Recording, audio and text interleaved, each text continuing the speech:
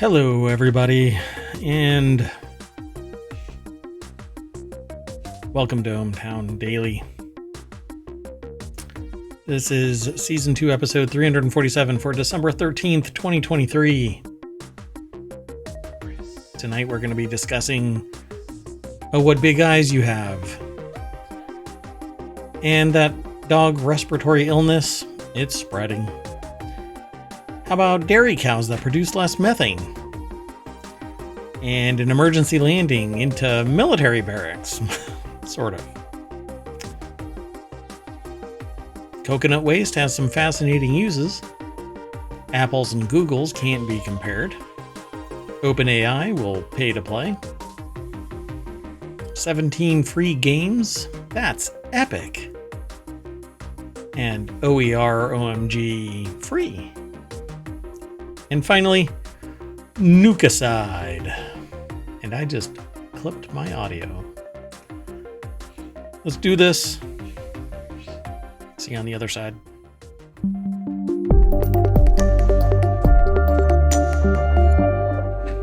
Hello again, I am Mayor Watt. That is ohmTown.com, and up there is not the visualizer because I don't know where it went. It's not up there. here?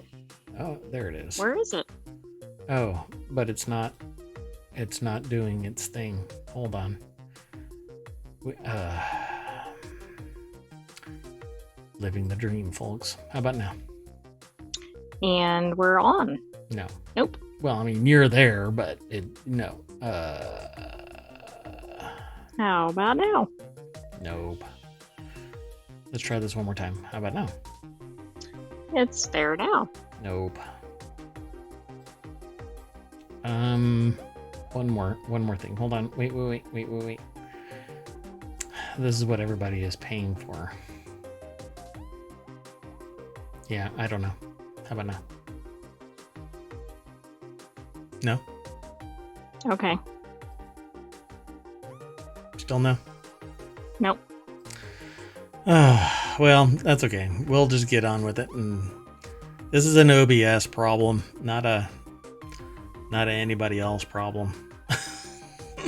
It's very frustrating. Just because of the way that OBS captures audio, and sometimes it's just a big pain in the butt. Right? That's right. OBS is being temperamental. Oh, God, that's so frustrating. Anyway, okay, so let's just get into the articles. Everybody will be able to. Up there is the visualizer for the sentient AI, but whatever. Let's get going. So the very first article is over in ohmTown Daily. Male sea snakes evolved big eyes to oogle at or ogle at females. I say oogle, ogle at females. So what big eyes you have, the better to see female sea snakes, I guess. I never thought of sea snakes as ogling. Apparently they do. So I guess we better get used to it. Whenever you go to the beach and you see a sea snake, it's going to be apparently looking at you with those come hither eyes. How are you doing? How are you doing? Female sea snakes evolved to get larger than the female counterparts, and males developed bigger eyes to track down potential mate. Articles over at Newsweek.com. Jess Thompson, no P, Thomson, not Thompson, wrote the article. Being able to slither gracefully through the ocean isn't the only thing that sets sea snakes apart from snakes on land. Hey, apparently they've got their naughty bits all up in the water. That'll make you think twice about swimming in the ocean. Yeah, there's a Only lot thing of worse that. than snakes on land is snakes in the water. There's a lot of that going on out there, and everybody just swims happily in the ocean. But oh, Sheldon would probably be having a heart attack if he actually touched the ocean. Oh, nature. To adapt to life in the ocean, sea snakes underwent a range of strange adaptations, including changes in size, increased dimorphism, or different characteristics between the sexes, according to a new paper in the journal Royal Society Open Science. The paper reveals that female, aposaurine sea snakes became increasingly larger than their male counterparts. I believe technically they are referred to as thick. And then males developed larger eyes so that they could be further away and see all those thick snakes out there. You know, with all their, look at that tail. Woo! I hate to see you leave, but I love to watch you slither away. Do they still slither when they're in the water? Wow, that one looks like it's slithering. Yeah, they actually do the same undulating motion, except that they're actually pushing on the water, and so they go like that, just like a regular, like a fish, except that their whole body is doing that same slithering motion.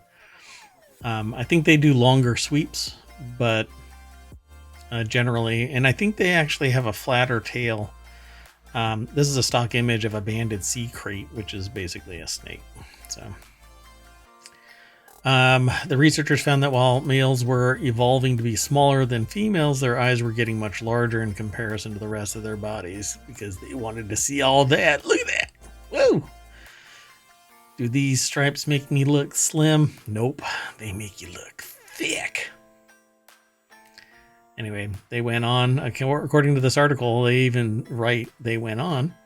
Unlike their terrestrial counterparts, male sea snakes cannot locate reproductive females by following substrate-deposited pheromone trails, and instead may rely on visual cues, like, look at that snake's behind. Whoa! You know, to understand a sea snake, you have to get into the mind of the sea snake. Become one with it. If I want to see how a sea snake finds another sea snake, what would I do? That's why I've been jumping in the pool and looking for.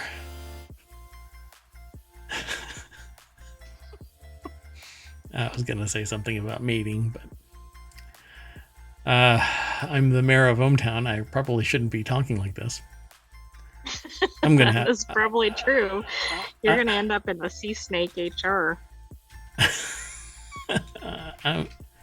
There's the link. I'm going to move on to the next article. So the next article is over in ohmTown Daily. This is a pivot. I hate to go from something jocular to something serious, but it is serious, and I want to keep on drawing attention to this so that people can at least be aware of it, that if their pet is experiencing some discomfort or acting differently, it could be something like this. Just a couple of days ago, we said that it had spread to like 5 states. Now it's 16. So canines in at least 16 states have experienced the mystery respiratory disease, according to the latest official tally. That's right. Dog respiratory illness maps show it's spread to 16 states. So I actually saw this map before I saw the article. So when I saw the article, I said, more people are talking about it. I think we should talk about it. So, Alex. Well, that's also odd, too, because it's not states that are necessarily located together. There's groups of states, but then kind of makes you wonder what's going on in those surrounding states. Yeah, so no idea, but it's almost like somebody took a road trip from Maine to California. And yeah, it's almost a line. And, you just don't know if it is a line because it really is like this. And then the anomalous stuff is like Florida is a population center. I don't know why it would be up here. But apparently it's not really, it doesn't really care about the climate. It's just It's wherever there's somebody or something has distributed it. So Alex Phillips over at Newsweek.com put the article together. Then they said 16 states, right? So, yeah.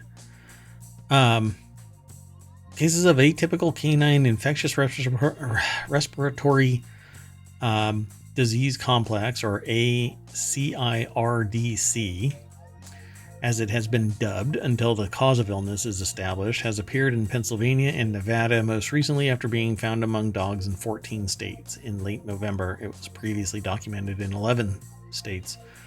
Last time we heard about it was, I think, 5 states is when we addressed it. But if your pet is experiencing some discomfort and you are in these states, California, Colorado, Florida, Georgia, Idaho, Illinois, Indiana, Maryland, Massachusetts, New Hampshire, Oregon, Rhode Island, Vermont, and Washington State. If you are in any of those, you might have a case of ACIRDC. So go and get your pet examined. The illness was first recognized in Oregon earlier this year, and it's already spread 200 reports, with cases appearing focused around the Portland area, and now has spread to 16 states across the country. And this is pretty serious because it looks like it can, at worst, lead to death. Correct. And they're describing it as not having any zoonotic potential, so it's not going to, they say it's not going to spread from animals to humans, but all it takes is one genetic wobble and it can hop, and ta-da, you have another COVID type of outbreak. With this type of a spread, right, in less than a year across the country with no known cause, they don't know what the illness is. I think that it could be even worse as people start collating everything together. David Needle, chief pathologist at the diagnostics lab, described the microbe that they had isolated as a weird bacterium to NBC News, as it was smaller than normal. Huh? That's comforting that it's a weird bacterium. Yeah, you never want to be the interesting case, I suppose, as it was a smaller than normal bacteria that did not have a cell wall. So now I'm really curious. Let's see here. The normal community of bacteria and other microorganisms that live in the respiratory tract, but had developed a virulence associated gene/trait. So somehow I doubt that this is actually the cause of it. There's probably a virus that's causing the bacteria to flourish, almost like a symbiotic relationship between the virus and the bacteria. Right, but don't you think it's odd that it's supposedly spreading among dogs? Because most dogs aren't congregating together. Like, that's different than if it's groups of people or something. Yeah, I don't understand how this could happen. If it's in food, if it's something. I mean, this is 16 states across the country. What is I think it's in an animal that the dogs are eating. I don't know what they're eating, but like if there's a squirrel or something across the entire nation, there's a population, maybe. Huh? I don't know. This is just kind of. I don't like stuff like this. I like it when science solves the problem quickly. Let's keep going. Oh, that transition I kind of fell on its face because I hadn't put the last article in the VOD. So anyway, there it is. It's in the chat. You can follow it at your heart's content. The next article is over in ohmTown Daily. Scientists discover dairy cows that produce less methane. Milk, the wonderful treat. The more you drink, the less you toot. I don't know. Some cows actually produce 14% less methane than others, but they still produce just as much milk, a new study has found. So some researchers have discovered that there are some dairy cows that produce less methane. Robin White over at Newsweek.com in a section they call Better Planet. If you need to take care of something, go for it. Is apparently writing about some particular cows having lower greenhouse gas emissions. Cultural activities accounted for 10.6% of all U.S. greenhouse gas emissions in 2021, according to the Environmental Protection Agency. Researchers from Massey University in New Zealand have now discovered that some cows actually produce 15% less methane emissions. That's hot air for all of you. And the good news is that they still produce the same amount of milk. The findings were published in December or on December 13th in the New Zealand Journal of Agricultural Research. That's very specialized. Very specialized, yeah. In the new study, scientists ranked 45 Irish dairy cows by the amount of methane emissions they produced. Those who produced less were found to produce just as much milk. So I guess they can start breeding for lower methane emission cows and get the same volume of milk. I mean, that seems positive for the environment, but I don't know. Every time we start tinkering with things, we cause unintended consequences. Yeah, kind of like a weird genetic butterfly effect. Residual methane has previously been identified as a trait that is not related to animal productivity traits, such as milk production. Research lead author, God bless America, I am sitting here not able to read today. Research lead author Katie Starsmore of Massey University. What is that? Tegask and Vista Milk said in a statement. So this is funded by the milk industry? It looks like it. So, I mean, it's fine as long as everything there isn't any bias, but you know, I find things pretty suspect. The average dairy cow in the study was emitting 352 grams enteric methane per day and eating 16.6 kilograms of dry matter. Ranking animals based on the residual methane resulted in a reduction in daily methane output by 15% and no effect on productivity. I think they said the same thing like 5 times in different ways in this article. Let's just I mean, how many ways can you say that they're not polluting the air with methane? Right. Yeah, I don't know. Apparently 4 different ways, including the title. The next article is over in Hatch Ideas. Please send rescue. Hundreds of Delta Airlines passengers stranded in Canadian military barracks after emergency landing. Delta Flight 135 was headed to Detroit from Amsterdam on Monday and apparently had to do an emergency landing. Emily Rella over at entrepreneur.com put the article together. Let's see here. Passengers left Amsterdam's Schiphol, I think, airport around 7:15, headed to Detroit, Michigan, but were diverted due to a mechanical issue to the province of Newfoundland to the Goose Bay Airport around 2:20 p.m. Why do I know about Goose Bay? Is that because it's the jacket company, Goose isn't Bay? it?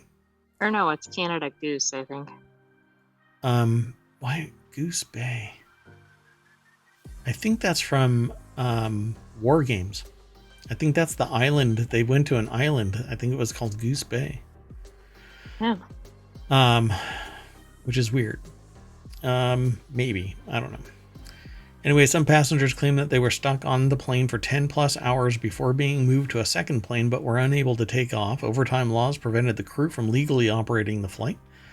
In a clip viewed by 5.7 million times, one passenger recorded the scene live from the airplane, showing passengers cold, confused, and wondering what was going on. Why weren't they told? Just sitting on a plane for 10 hours. Apparently, they were given what 1 did pack they of say? peanuts. They were given water, food, and shelter, and that they would be compensated for the inconvenience, though the airline did not specify what exactly that would look like. Apparently, it's a free stay in military barracks in Canada. On a plane that probably didn't have heat, I'm assuming. Goodness. Let's keep going.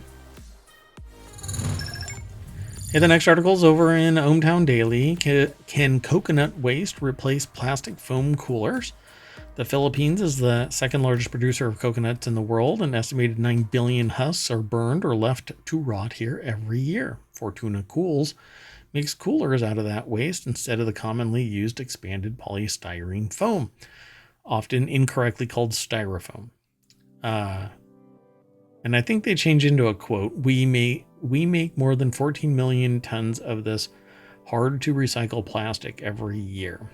Okay, so the article is over in businessinsider.com. It's a video with a little bit of a story here, but I watched the video. I've actually seen this before in a different context because I already know about this company. Kevin Riley, Lillian Manansala, and Manuel Silva Paulus wrote this article, put the article together. I don't know what all went into this. But essentially this video goes through talking about these new coolers where instead of it being styrofoam and or plastic, they're using coconut husks that they shred up and stitch together, much like felt. Okay, and it acts just like felt as an insulator. And here's the wonky thing about this, right? They talk about, could it replace foam insulation in coolers? Yes, potentially, but for something else. First off, I really despise those. I refer to them as styrofoam coolers, but it's polystyrene foam. But nobody calls it polystyrene foam. They call it styrofoam.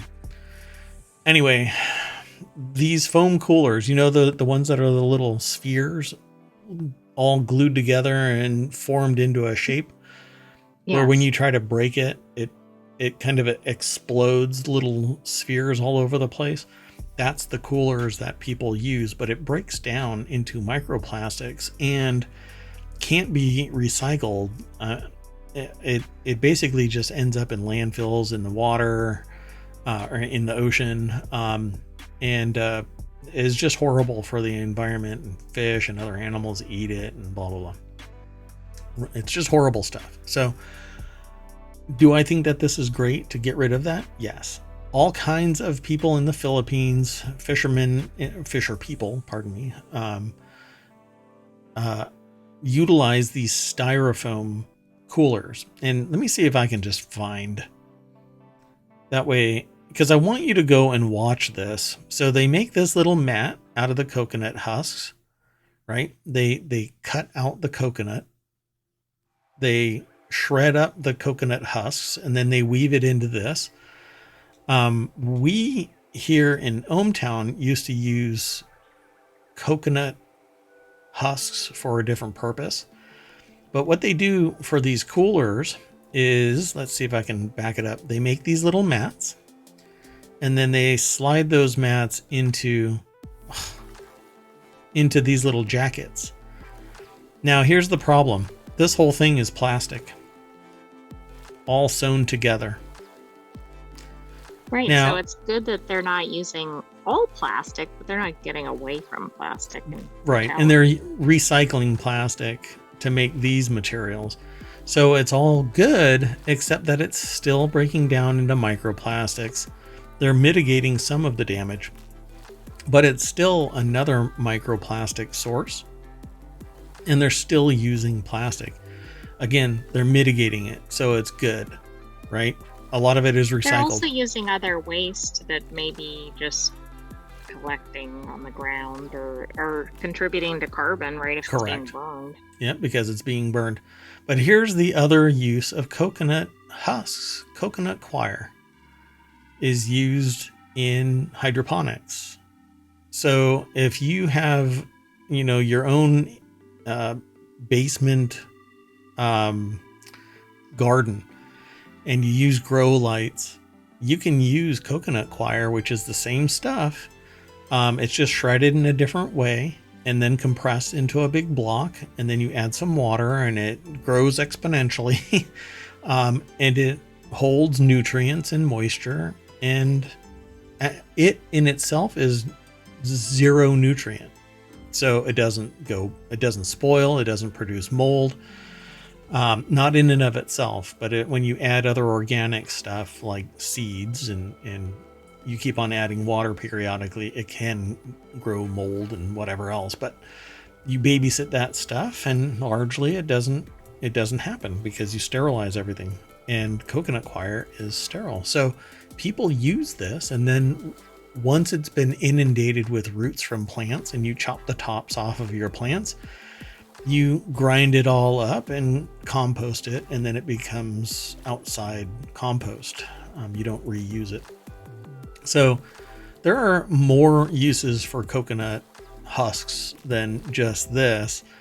And all it does is act as insulation. And so not all of it goes to waste, but a tremendous amount does, because one company only values the meat inside the coconut. So go and watch this video. I think that you'll get a lot out of it.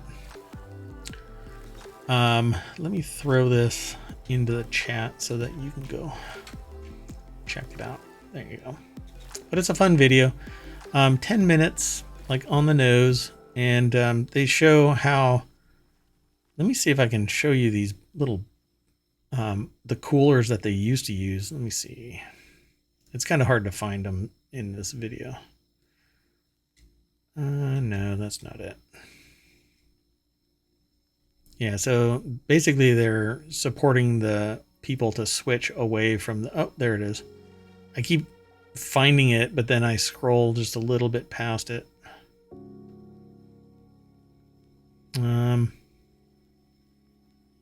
Yeah, damn it. Let's see if I can find it. Don't, nope, don't, no, nope, nope, nope. Okay, I can't keep going. Anyway, it's a neat solution, but they also have a more domestic, mass-produced product that's here in the States, and it uses a similar, it looks like that, and so woven into inside this, I think inside the little bats are 11 coconut husks, and then the bag itself is made from 20 recycled plastic bottles. So again, it's plastic. It's not removing it from the system and replacing it with something else. It's recycling it, which is stopping, it's mitigating the consumption. But on the other side of the supply chain, people are still using plastic bottles. So, you know, I've switched my main drinking vessel from a plastic bottle, and I don't even use glass. I use a metal, an aluminum recyclable device, right? A mug. And I use this one for cold and hot. And I've got another one for coffee if I want coffee. But I think that is where we need to go and get away from plastic. We have to get away from plastic as much as possible. But I don't know if that's in the cards. You know, these are really heavy, turning it, you know, making a metal double insulated, you know, bag like this would weigh 20 pounds all by itself. Right, which then means people wouldn't buy it, etc. Yep. The other benefit of this is that it's also providing a local source of jobs. Yep. I mean, it may have been anyway if they were producing other coolers, but there's layers of benefits here, even though it's not entirely getting away from plastic. Yeah, and it's stopping the waste, like you said earlier, because they were burning and letting decompose these husks. So there's a company that I'm looking at right now that makes it's what they refer to as vegetarian or vegan leather, and it's made from mangoes. That's odd. Yeah, and they basically, and I think it's in Iceland. The main supplier loses like 10% of its mangoes through just loss, quality and stuff like that. And so instead of throwing it out, they give it to this company, and they mix in a couple of proprietary elements and make leather from mango. They tried to make it from watermelon, but the person said basically there's a lot of water in watermelon and not a lot of fiber, so it makes for a bad leather. And I'm like, dude, it's in the name. I know. It's probably the most watery fruit that's well known. You can possibly, other than a grape maybe. But no, there's like grape leather and stuff like that too. There's cactus and pineapple, or no, cactus and something else. Anyway, I've been looking at vegan non-animal leather for a product that I make now using it's called veggie tanned instead of animal tanning. But I want to get away from real leather. But the people who talk about the reason why it's okay to use leather is because we're consuming the other parts of the animal, and so it would go to waste.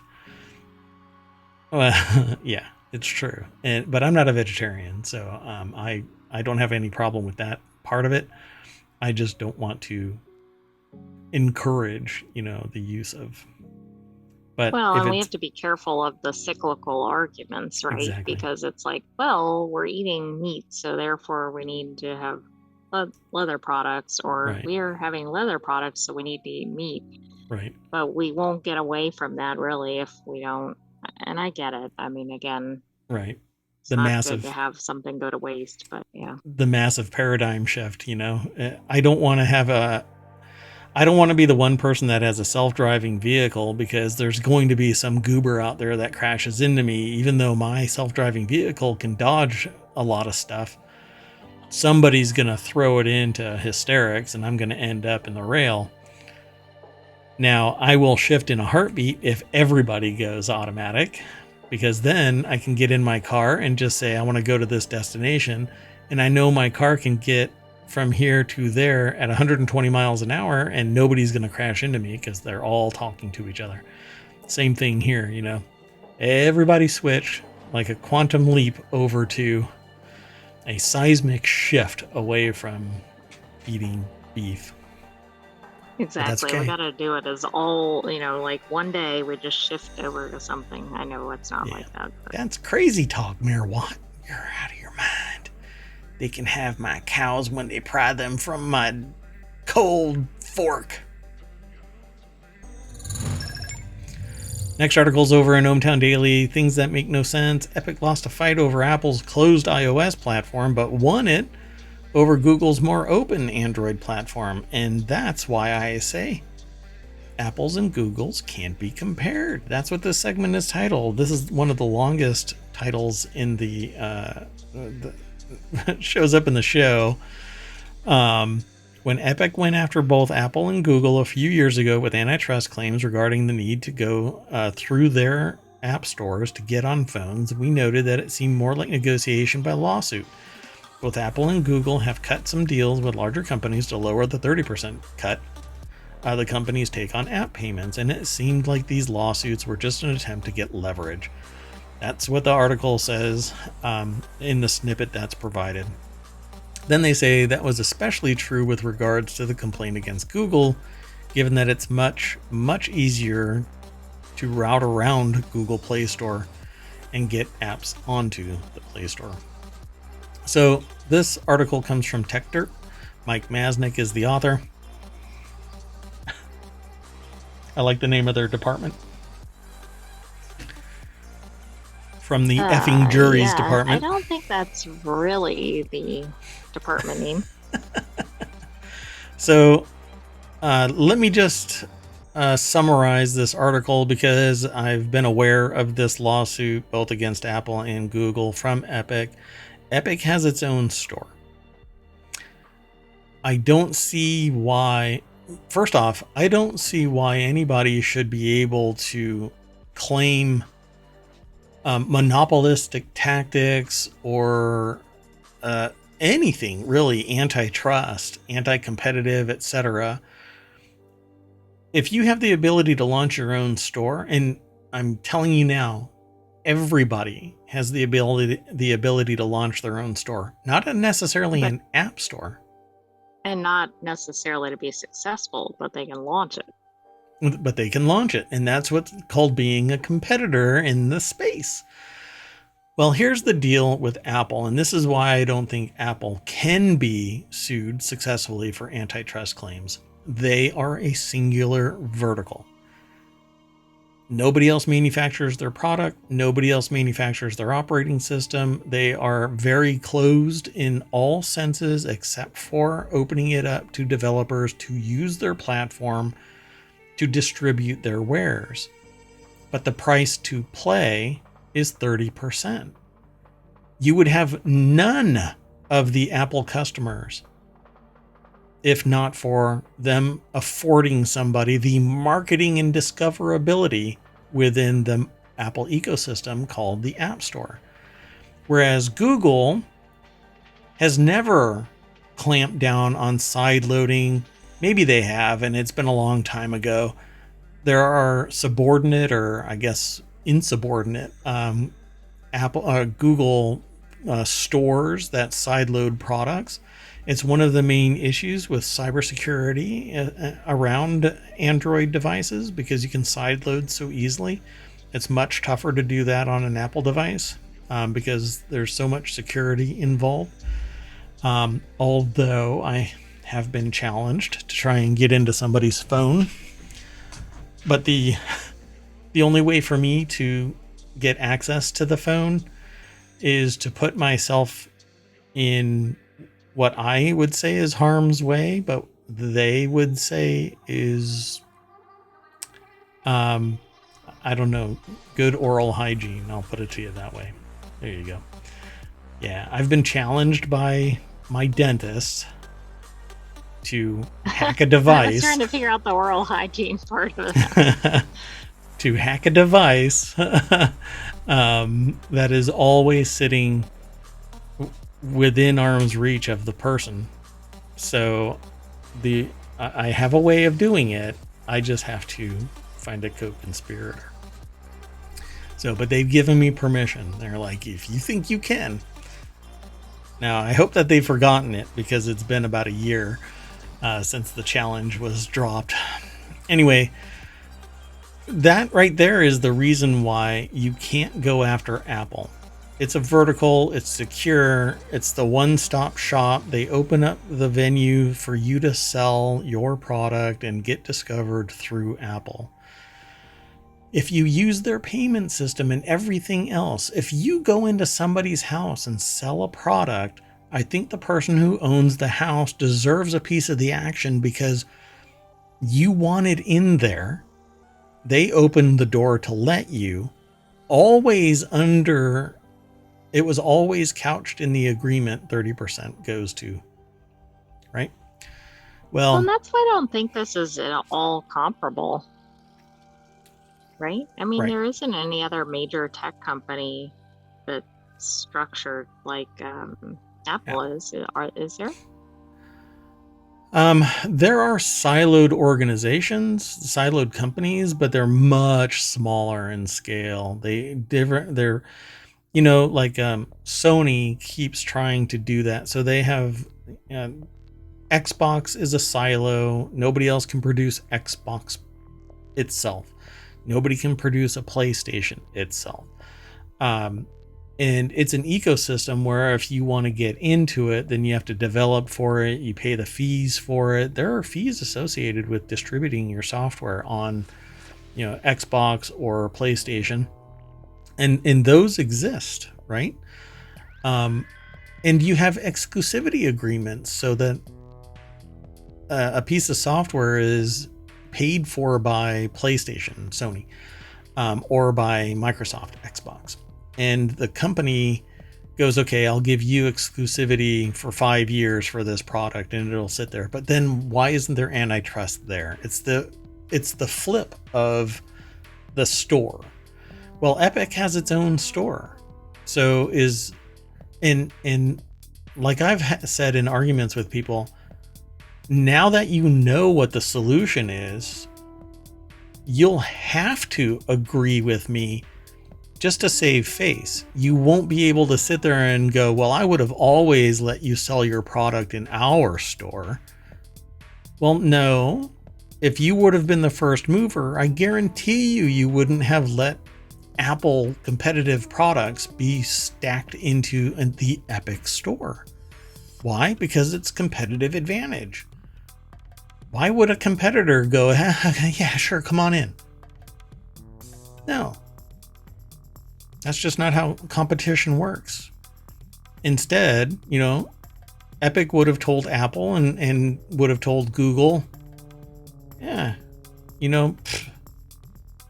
I'm not going to help you I would not throw you a life vest if you were drowning in the ocean and my boat was passing by.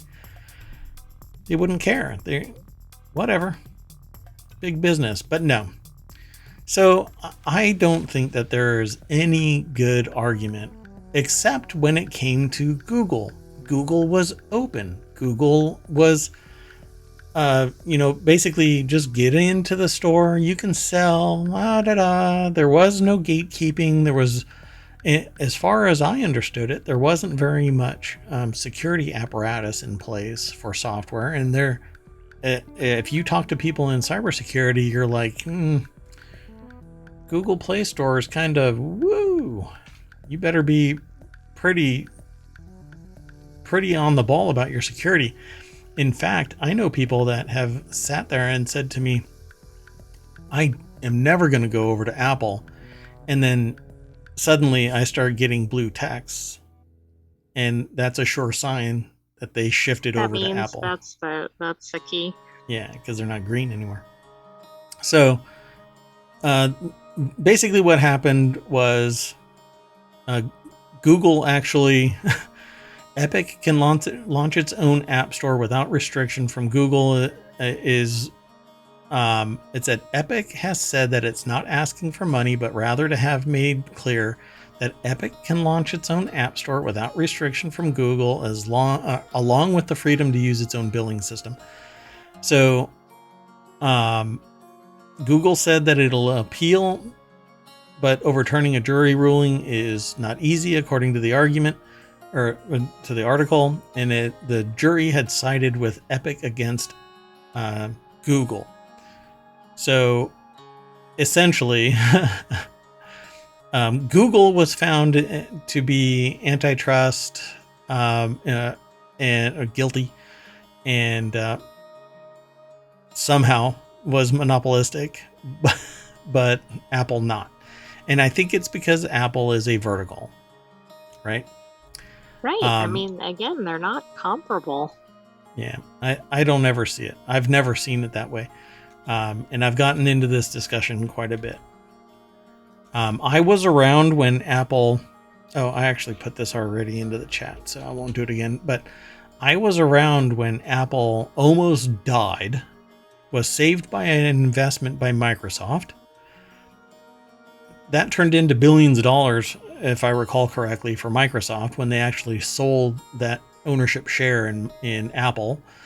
And Apple had actually tried to have an OEM manufacturer, right? An original equipment manufacturer, using a knockoff case like a PC, but with Apple guts in it, and people hated it. It didn't have the brand identity of Apple.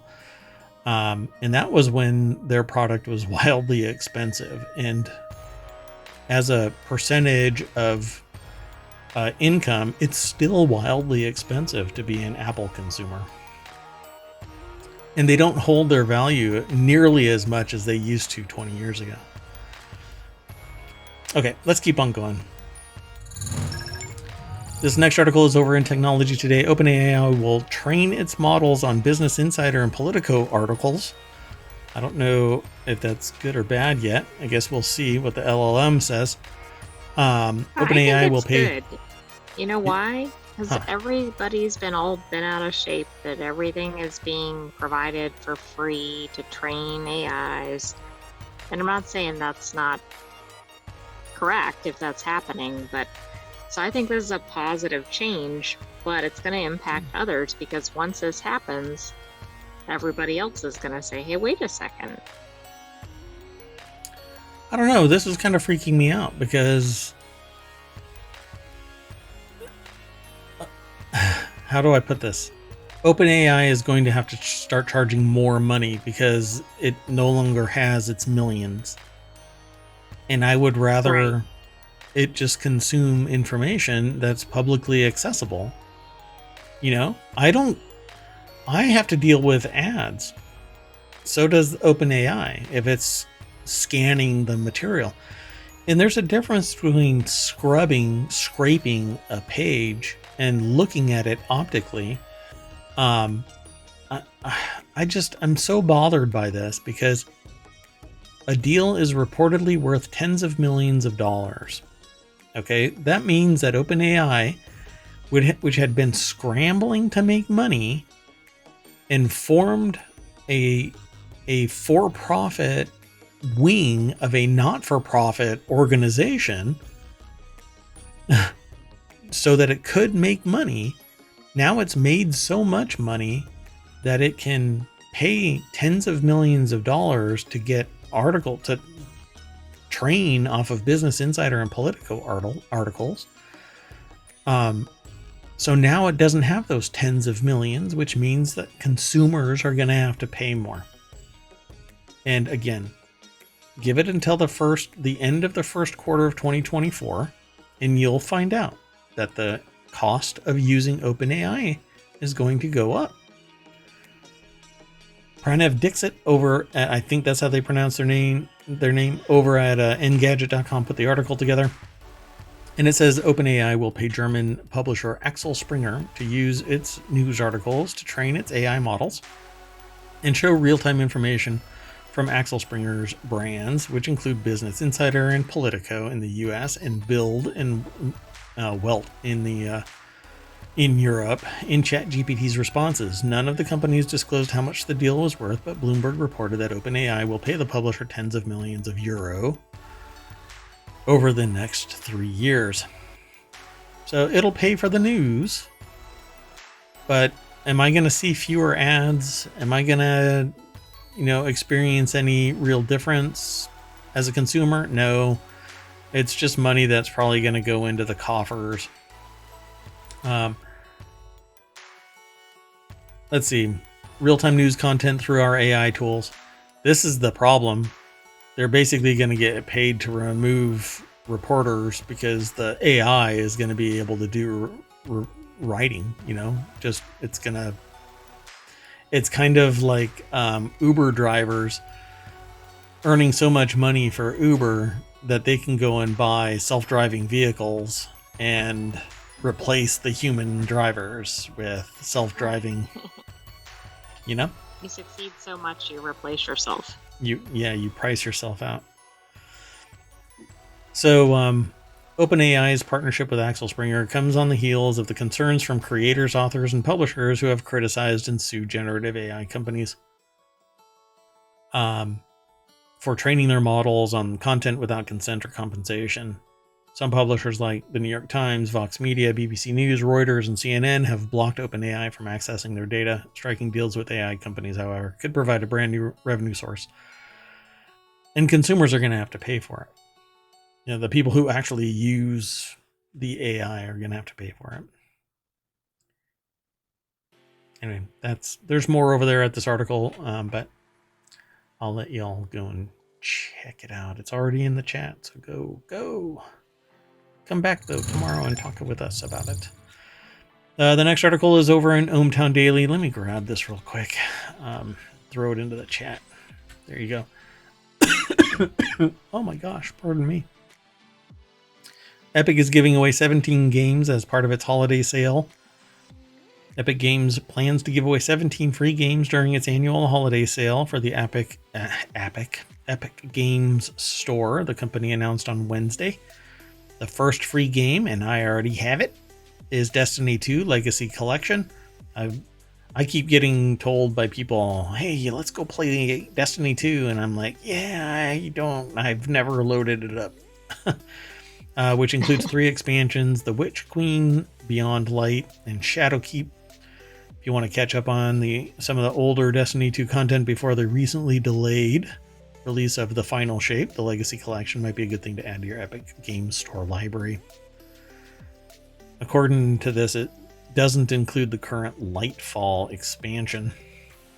Jay Peters is the author. The deck statement says the first game you can get for free is Destiny 2 Legacy Collection 2023.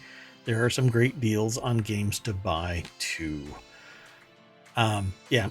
So you'll have to download the Epic Store and, anti-competitively download, or it's a free purchase. When you put it in your cart and purchase it, it's $0. But it goes through the whole process of billing you, and you get a receipt. Oh, it's so cute. Yeah. I sense a little bit of sarcasm there. There is a little bit. So Legacy Collection will be available for free until December 20th. At that time, the next free game will unlock. And according to this, the 2023 holiday sale has become pretty good deals too. Epic is bringing back its Epic coupons. This time they'll give you 33% off any transaction that costs $14.99 or higher through the course of the sale. There was one time where they gave you a free coupon worth maybe it was $15 and you could buy anything. But it wasn't a one-time thing. You could use the coupon again, but it wasn't on everything. It was only on something that was priced $14.99. You can get the truly excellent Alan Wake 2 for $39.99, and during the Epic sale, we'll toss a code in for Alan Wake Remastered. Alan Wake actually did pretty good at the Games Awards a few weeks ago, or actually a week ago or so. I think it's only been 6 days. You'll also get Alan Wake Fortnite outfit, but that offer is available as long as you buy Alan Wake 2 on the Epic Games Store for October 27th. I'm feeling like this is a little anti-competitive, and it should be available on other people's stores too. Oh wait, you can't get Fortnite? Oh, never mind. Assassin's Creed Mirage is on sale for $35, and you can get it for $23.44 with the Epic coupon. Ta-da! Anyway, there's some more in this article. You can go and check it out. In the meantime, we are going to jump into the next article. Sound good? Sounds good. The next article is over in the Mobile channel. How much should a textbook cost? Try $0. Oh... Cast your minds back in time when Merawatt was going for a master's degree. I won't go into much about that, other than the fact that it was, at the time, a requirement to buy books.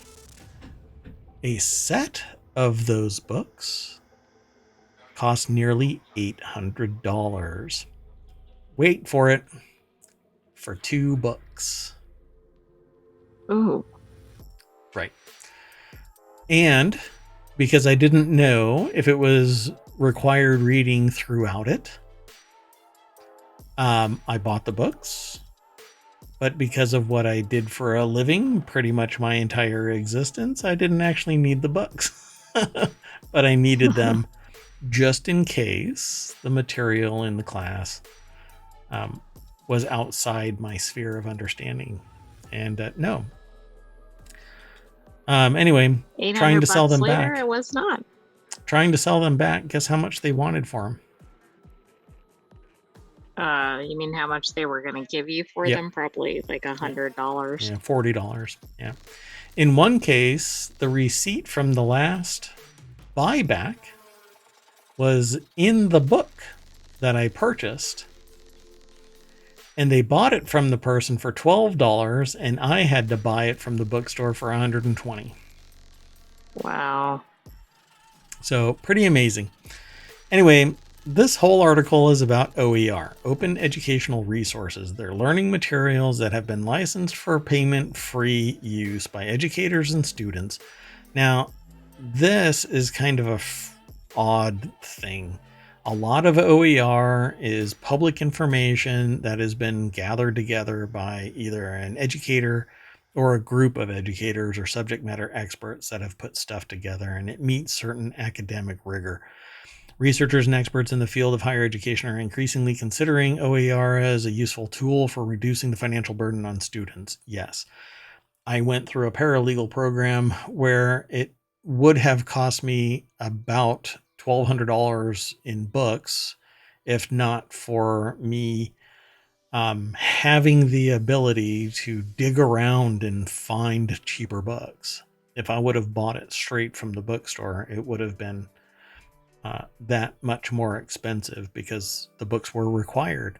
Even though the most expensive aspect you would think would have been the research aspect of it, because you have to have either LexisNexis or Lexis or Westlaw. But that was actually provided through the academic institution, but very limited in scope.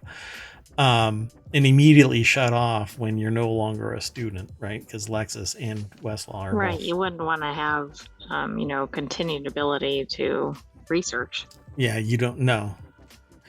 And because of the exclusivity that they have within the legal field, you being able to get access to legal information, even though taxpayers pay for the entire legal system, this is kind of weird, right? Like, taxpayers pay for justice.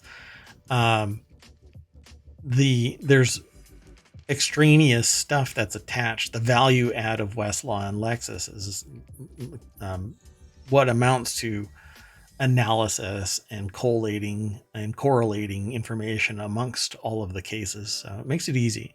Honestly, to the legal justice system, it's amazing. If an end user wants it, if a student wants it, and the institution doesn't pay for it, I've been quoted around, and I can't give the exact number, but I've been quoted somewhere between $350 and $500 a month, depending on who it is that I was talking to at the time. So, and the organization, either Lexis or Westlaw. So, OER is invaluable nowadays when a book is still costing $120 and you can only use it for 15 weeks because you're done with the class. And who goes back to their books after the class is done? But probably nobody. The only other place to sell it is on eBay or some other venue. And nowadays you're getting taxed. If you resell something you pay for, you have to have the original receipt and the selling price. And then you reduce your taxes by documenting how much of a loss you had or a gain you had. And then you're going to end up having to pay taxes. Now, my understanding is the IRS has suspended that in relation to venues like eBay. We don't have to pay the tax. Well, if you're a business, you still have to pay all of these taxes. But individuals that are reselling something that they've already purchased, they don't have to pay. But talk to your tax attorney. I'm not your attorney. I'm not your tax subject matter expert. Not accountant. I'm not your accountant. I'm not your attorney. I'm not even your bartender. So go talk to the experts. Anyway, they say here, after all, the average cost of a college textbook in 2022 exceeded $105. Correct. Yeah, 120 is the average that I have seen. So this article is over at phys.org. Benjamin Kessler from George Mason University put the article together. And they say Sophia Marshall, an assistant professor in the Business Foundations area at Costello College of Business, recently made a valuable contribution to this discussion with her completed dissertation for her doctorate in education from Marymount University, entitled Closing the Traditional Textbook to Make Room for Open Material. Marshall surveyed 33 faculty members on their use and perceptions of OER. The respondents were vaguely familiar with OER as a concept, and their answers indicated positive feelings about using OER as a form of financial relief for students. However, their responses evinced? That's a new word for me. Evinced? I lost it. Confusion. It's not used in a lot of, you don't hear it in conversation. Interesting. Responses evinced confusion as to the differences between OER and other forms of unlicensed material downloaded from the internet. That's because OER is legitimate and unlicensed material is copyright theft.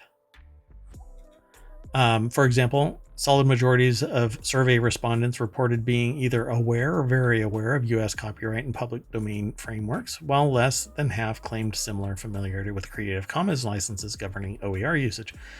By the way, I have run across people that are willfully ignorant. They know damn well that unless they receive permission to use something off of the internet, right, one way or another, if they download a book that was put on the internet, they assume that they have permission to use it in commercial, no value add, no discussion, for academic or commercial purposes, primarily academic purposes, because they don't know if permission was granted, and they are assuming that because it is freely available, permission is granted.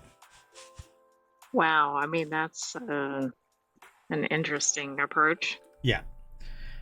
And it's shocking what their jobs are. So anyway, in addition to using OER on their courses, faculty can choose to get involved in creating OER related to their area of expertise. By the way, there are college institutions out there where the professor that's teaching the class is the subject matter expert and thus has chosen their book. And whereas somebody that's in the government isn't supposed to be able to benefit from their position, personally benefit from their position. If you go to a college and the PhD professor that's teaching it is the self-regarded, in any case, subject matter expert and has published a book, they can personally benefit if the school allows it. Quite fascinating, right? Well, Marshall survey respondents were generally aware of these benefits, yet only 24% of respondents said that they had ever considered producing OER. Why? That's because they don't personally benefit from it, other than the fact that they get to name themselves in the material that they generate. It actually, depending on the agreement with the school, anything that you generate while under the auspices of the institution become property of the institution. You are work made for hire. So, and again, it really depends on your employment agreement. Wherever you are, if you work for a company and between 9 and 5, you're working for the company and you do something as a side gig during those hours, there's a good chance the company can come calling. Right. Watch out for those double and triple jobs we keep seeing in the headlines. Yeah, and a lot of that either has to be allowed by your primary wage giver. And if you do it on the sly, then how are you doing that? Working 3 jobs? If you're supposed to be working for 40 hours on one job, where are you? That probably means you're not doing 1 or 2 or 3 jobs. Yeah, exactly. And I've seen that before too, in organizations where I've interacted with senior leadership. They know.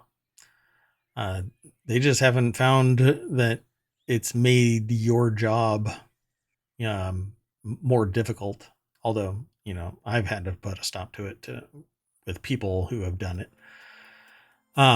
Anyway, practical recommendations for educators and Marshall's dissertation include forming an OER task force to gather data on course material usage, tracking the total amount of money saved by students as a result of OER, and sharing that figure with key stakeholders, and providing a venue for information sharing among faculty who are teaching and or authoring OER. The problem here, though, is that either if I'm the subject matter expert, I'm being compensated to be a professor. I'm not being compensated to create content that could remove me from the equation. Again, it's like the Uber dynamic. If I build all of the OER, why do you need me? Because OER is a lot of the times video demonstration, because it's cheaper than having to reprint or digitize something and then distribute it again and again and again. You can just provide a single link. But a lot of professors do all of their work, teachers, instructors from every level of academia. They do it out of the kindness of their heart, out of the goodwill, because they want to see people become holistic human beings, or I don't know, depending on who the professor is, maybe fanatics for a cause or whatever. Anyway, and one of the things that they actually draw attention to is something that I've actually heard as well. Fundamental misconception that Marshall would like to see dispelled, such that the idea that free is synonymous with low quality. I've heard people make comments like this, and then when it suits their own cause, they've pivoted. Well, my work isn't low quality. Right. Okay. Get the hell out of my office. Well, there's definitely some snobbery, don't you think, going on in this arena.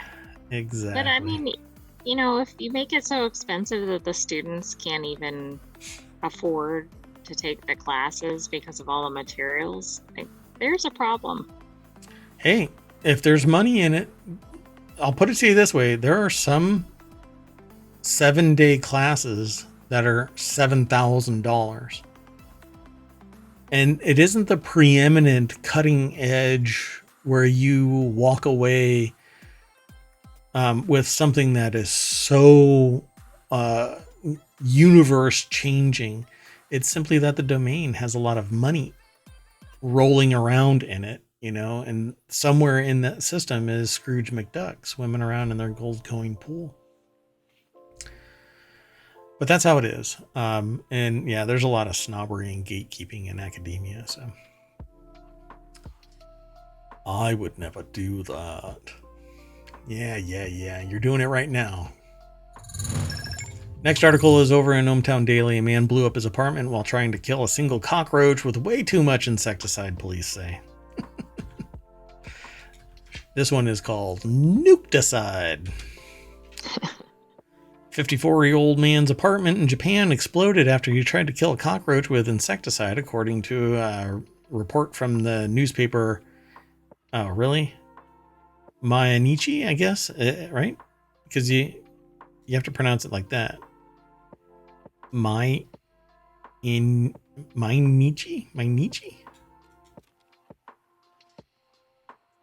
Yeah, I'm gonna try. Sorry, what y'all just don't get to see is the sentient AI keeps an eye on me so that I don't wander off. Like, I see a mote of dust in the light, and hey, it's so pretty. But we were going down a rabbit hole. Am I streaming? And so I get an error message from the AI. Mayor Watt, focus. What? I'm streaming? Oh my God. Yes, we're doing the show. Better put my pants on. So Asri Suratman is in a picture here, and I can't wait to see it because I haven't looked at this yet. Because any image that I'm about to see that has to do with somebody blowing up their apartment because of a cockroach, I hope it's impressive. So let's take a look at it. I'm not going to read the snippet. Kwai Wei Kevin Tan over at Business Insider put the article together. Oh, that's Those are not stock images. And it's not even stock images that is like a true merging of the two images. It's Right, just right. a wall on fire and somebody about Yep. to spray a cockroach that's already Because met they its were looking demise. at it too narrowly. Like, if they were looking for a stock image that's like apartment blew up because of throwing pesticide on a cockroach, of course it showed up with nothing. Yeah, exactly. So the article again is over at Business Insider, and so a man used a lot of insecticide when he saw a cockroach. The police told the Mainichi Shimbun newspaper. Insecticides are generally flammable and can combust when it touches an electrical socket. By the way, this is what's preventing me from killing wasps in an air vent.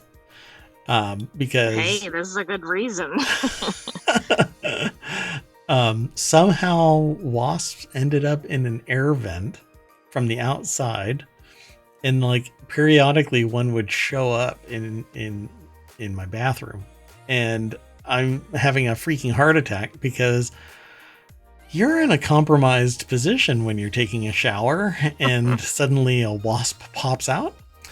And so supposedly we've remedied it, but you know how nature is. Nature's insidious. If it can find a way into a secure living spot, then it's going to find its way in. So it says here, you may want to reach for your slipper instead of insecticide next time you see a cockroach. No, I will nuke the place from orbit. An apartment in Kumamoto, Japan, blew up on Sunday after a man used insecticide to kill a cockroach. 54-year-old had sprayed a lot of insecticide in his attempt to vanquish the cockroach, the Japanese police told the Shimbun newspaper. I'm not going to keep saying it. The resulting explosion shattered a balcony window and left the man with minor injuries, per the newspaper. The report added that the police identified burn marks near the man's kotatsu, a Japanese heating table. Oh, so the thing that he uses like to heat up his food. I think that's what a Oh, kotatsu okay. is. Hold on, I need to verify that because I think that I've watched videos. Right? I think it's like a little. It's like a heating table, yeah, isn't it? Oh, weird. I guess I have a different perception of what that is. Every single one That's of what it these, sounds like it. every single one of these that I've seen, Japanese kotatsu futon, there is a table that has a heating element in it. But I guess it's just to keep food warm, sitting on the table. It doesn't actually heat it up like that. You know, like boiling temperatures, like cooking something. Right. Anyway, I must have a different perception of it, so I'm gonna end up going down the rabbit hole of a kotatsu table, for crying out loud. Every single one that I've seen so far, it's a flat table and then it has a blanket attached to it to keep the heat in or around. I don't know what the hell that. Well, I don't know. Whatever. Anyway, according to the National Consumer Affairs Center of Japan, there are several reports of explosions occurring after insecticide bursts into flames when it's sprayed near electrical outlets. Yes, that's true. That's because it creates an arc across the positive and negative. For example, electrical outlets, motors, or exposed wiring pose a potential threat of electrical shock to persons applying water-based pesticide sprays. Even the gas, by the way, like you spray it and it's aerosolized. So even little droplets are sitting there potentially creating an arc. Pilot lights Wow. and gas flames from heaters and appliances may ignite flammable petroleum-based pesticides. Man, it's all scary. That's all this article is, by the way. So there you go, folks. PSA, right? PSA. That's exactly where I was going. Thank you.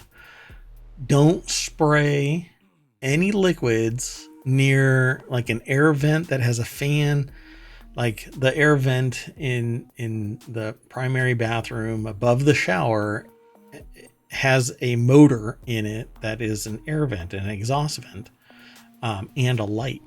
And so if you spray right there, you're going to create an arc and it's going to blow up your roof. So don't do it. What's really funny is the pest control people were like, don't use your bathroom. Just close the door. And I'm like, okay, it's been a week since you wanted me to close my door and nobody's come. I'm going to have to find somebody else. And they're like, Right. oh, wait, they did stuff on the outside. You're still getting them? And I'm like, yeah, man. I think I would know if wasps are flying around. Yeah, because I'm sitting there, buck naked in my shower going, yep, there's a wasp right above my head and it could drop down at any moment. If it loses its footing, it's going to land on Mayor Watt's head. And I don't have much protection. So, anyway, or worse, where it can land. Jeepers. Anyway, that's it, folks. Back in the party bus. Let's go back down Main Street. And there's the welcome sign. I'd mash it, but no. There's nothing going on here. But Tesla unveils its latest humanoid robot, Optimus Gen 2. Because just like other things, can't come up with anything original. Right. What happened to Optimus? Prime. Why not just call it Optimus Prime? How original. Asshat. Anyway, I'm done for the night. You got that? Yeah, I said it. That's all 10 articles. Thanks for coming and hanging out. Hi, artificial intelligence. How you doing? I'm doing great, Mayor Watt. Are you doing okay? I'm doing great. I might be hallucinating like an AI. Not really. Oh, you're very trendy. That's the word of the year. I know. I hear that people like it when I get down verbally. Okay. You do that. I'm out of here, and so is the AI. I'm taking that visualizer with me. See you tomorrow at 8 o'clock. I'm Mayor Watt. That's ohmTown.com. There's the sentient AI's ring that's not apparently working because Good night, ohmTown citizens. OBS sucks. No, I love you, OBS. You just have these personality quirks, and I gotta pet you and say nice things to you and put you under my pillow. Yeah. It's getting weird over here in the mayoral mansion.